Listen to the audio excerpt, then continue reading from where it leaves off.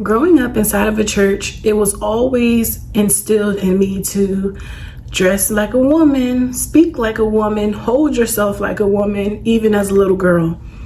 So as I got older, I applied these principles in not only the way that I dressed, but also the way that I presented myself, the way that I spoke, the way that I thought, the way that, I held myself around other people, especially people of the opposite sex, which was men. So as you may know or may not know, if you've never watched any of my videos before, I did come from a religious background as an adolescent. And then when I transitioned to a teenager, I stepped out of religion and into the world. I've been into the world for 15, 16 years, and I just was reborn again as of a few years ago. So everything that I've learned with modesty in the world just went right out the window. And it's sad to say, but worldly modesty, I don't even think is a such thing. And God's principles on modesty is everything.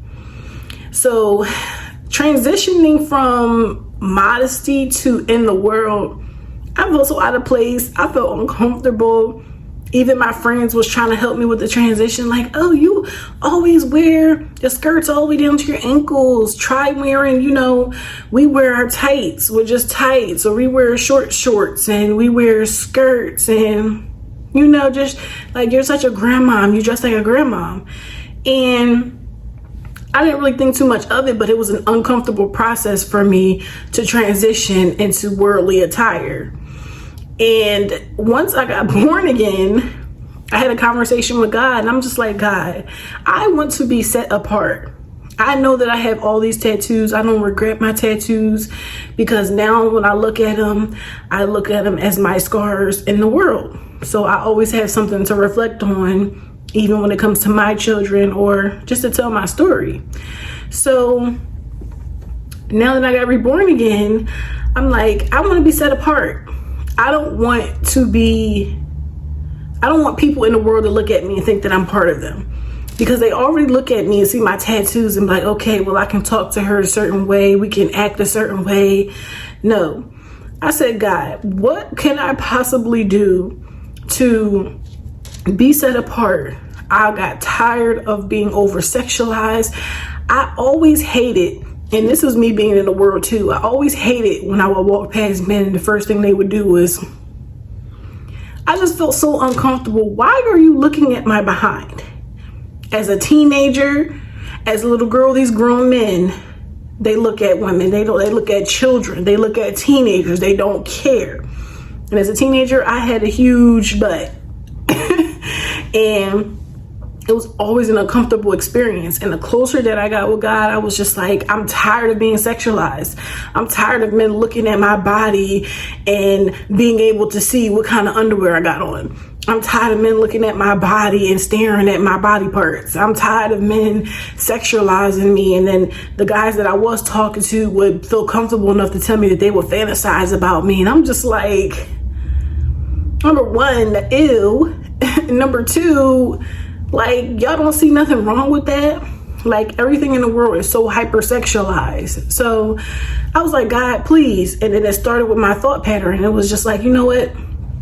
I'm going to stop wearing pants. I'm going to stop wearing jeans. I'm going to wear the clothes that they don't want to see. That way I don't have to worry about them staring at me. And it was a thought at first, but conviction hit me overnight. And I just kept praying that same prayer. God, please set me apart. I know that your people are supposed to be set apart. We're not supposed to blend in the world. People aren't supposed to look at us and just assume that, we're one of them until we start opening our mouth and talking about Jesus, Jesus, Jesus, or God, God, God. So the conviction started. Overnight, I threw away every pair of jeans, every pair of shorts, every tight shirt, everything that I possibly had. So my closet only consists of maybe about 2-3 dresses.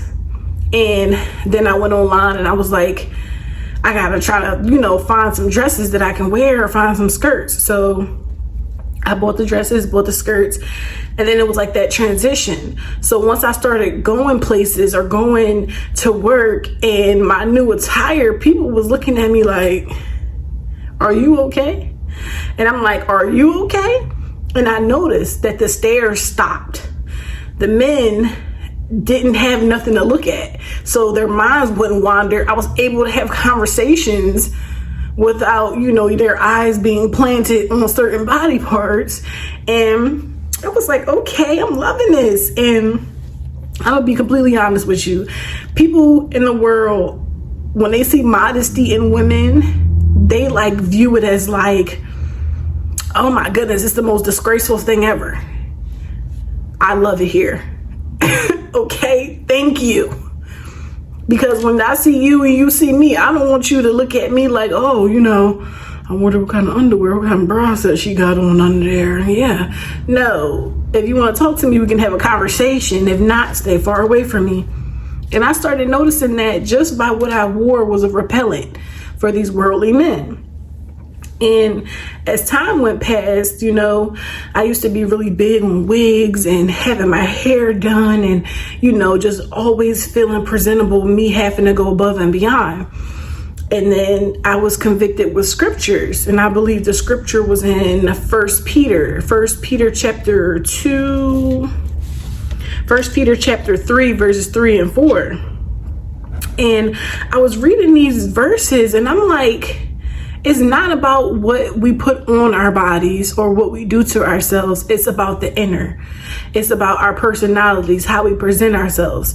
And I'm looking at myself and I'm like, okay, I'm dressing the part, but my attitude's still raunchy. I still have this, gutter type of way that I talk. And I'm like, I need to change. I need to, sit down, reevaluate myself and figure out what it is that I need to do. Before, I was snappy. You say something to me, I'm clapping back. Clapping back. It don't even take me a whole second, half a second. In the middle of you getting right with me, I'm already on it. So, like I said, the passion of just wanting to please God, it just dissipated. The point where I was just like, I'm calm now. So people still, they like to try you. And I feel like once you've adapted to the mindset of modesty, inner and outer, people try you 20 times more. And now it's to the point where like when people get rah-rah with me or I get cussed out for no reason and fussed, I just look at them. Or it's like, because people, they expect you to want to argue with them. That's what they want. So when you're not feeding it to them, they're like, whatever. Now I'm not going to lie to you. Guess my feelings was hurt. My feelings always hurt because I'm so sensitive as it is. But the closer you get with God, listen, you go from regular sensitive to a whole super hyper sensitive. So I would boo-hoo in silence. When I'm by myself, I will cry a little bit from time to time, like say my little prayers. I'll write in my journal, God, let me tell you what happened today. Okay? They cussed me out for no reason. Was it this blue skirt that I decided to wear today? I don't know. But it was the best thing I could have possibly done, because not only am I physically a representation of Christ, but I'm also presenting myself as a representation of Christ. Because you can be a believer, you can be born again, but if you're not presenting yourself as the same person that you're following actively, then something's not right there. So I stopped obsessing over the wigs. I stopped obsessing over, the clothes, and it's just tremendously different. Like, it's just in a different environment. I'm still in the world, but everything is just so different. So now I'm not worried about, hair and accessorizing. And I honestly had the same couple of dresses and skirts, and I just recycle them. And I know people give me dirty looks like, oh, she must not have no money. She always wearing the same couple of dresses. Number one, why are you worried about what I'm wearing? Number two, it's not the fact that I don't have money, it's I don't obsess over clothes. Clothes is clothes. It shouldn't matter what you put on your body as long as it's presentable. So now it's just like I'm actually walking and I'm modest. And I'm not just modest physically, but I'm modest vocally. Even when it comes to my thoughts, I'm still working on it. But that's also another thing where I'm trying to learn to be more modest with, which is I won't say what I'm thinking to whoever it is or whatever situation may be, but I'm thinking it, and I need to stop thinking it as well and just let things be what they are. If you can't control the situation, remove yourself from it. You can't control other people, what they say, what they do, but you can control your actions and what you do in response to what they've done to you. So, with that being said, if you are a young lady or even a young man who happens to be watching this video and you're starting your journey on modesty, I just tell you, or all the advice that I could give you is stay rooted with God. Always consult with Him. If you're unsure if this is modest or not modest, then it's not modest. If you have to guess whether it's modest or not, it's not. If you're unsure about, your progress, or if you're doing this modestly or not, consult with God. God will humble you. God humbles everybody, even me. I'm thinking I'm doing good, and then God will send this random stranger up to me like, oh, you talked to that lady crazy the other day. And I'd be like, thinking to myself, like, who sent you? Then I gotta remember, like, did God send you to humble me real quick? So we definitely can be humbled. But with that being said, I love you guys. Good luck. And I will see you in another one. Bye.